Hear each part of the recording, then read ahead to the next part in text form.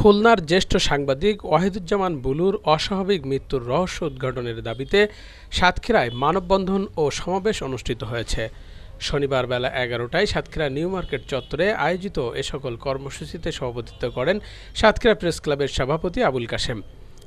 Press ক্লাবের যুগ্ম সাধারণ সম্পাদক এম বেলাল হুসাইনের সঞ্চালনায় বক্তব্য রাখেন প্রথম আলোর নিজস্ব প্রতিবেদক কল্যাণ ব্যানার্জি, প্রেস ক্লাবের সাবেক সভাপতি মমতাজ আহমেদ বাপি, সিনিয়র সাংবাদিক রামকৃষ্ণ চক্রবর্তী, প্রেস ক্লাবের সাধারণ সম্পাদক আসাদুজ্জামান, সাংবাদিক এস এম বিপ্লব হোসেন, আব্দুল মুমিন, আমিনুর রহমান, নাজমুল আলম মুন্না সহ অন্যরা।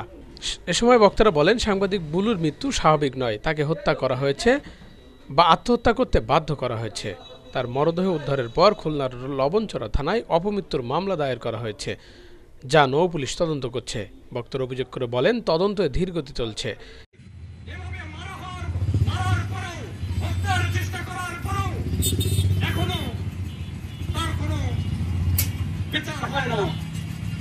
আমরা বিভিন্ন জায়গায় বিভিন্নভাবে দেখছি যে এইসব হত্যা, এইসব নির্যাতন, এইসব নিপীড়নের পর বর্তমান সরকার নিন্দা জানাচ্ছেন। বর্তমান সরকারের নিন্দা জানানোর কাজ তারা কি করবেন? তারা সাথে সাথে ব্যবস্থা নেবেন। দেশের আইন শৃঙ্খলা পরিস্থিতি যাতে অবনতি হয় সেই কাজটি করবেন।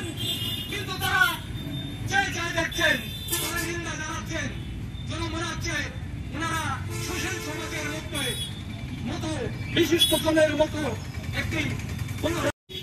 আমরা তার মৃত্যুর যে বিষয়ে যেটি জানলাম, আত্মহত্যা করেছেন। বন্ধুরা আমার, রাষ্ট্রের কোন স্থানীয় সাংবাদিকরা মানছেন না। তারা বলছেন যদি কোন চক্র থাকে, পুলিশের যে রিপোর্ট, সেই রিপোর্টে বাধ্য হচ্ছেন এর বিষয়ে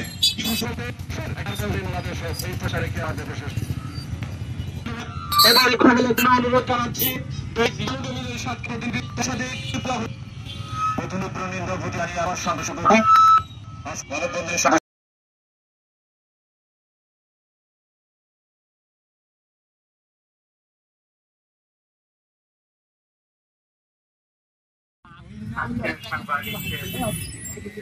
সামনে আসেন,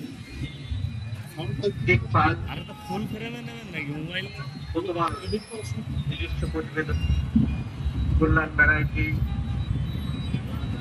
সহ আমার সহকর্মী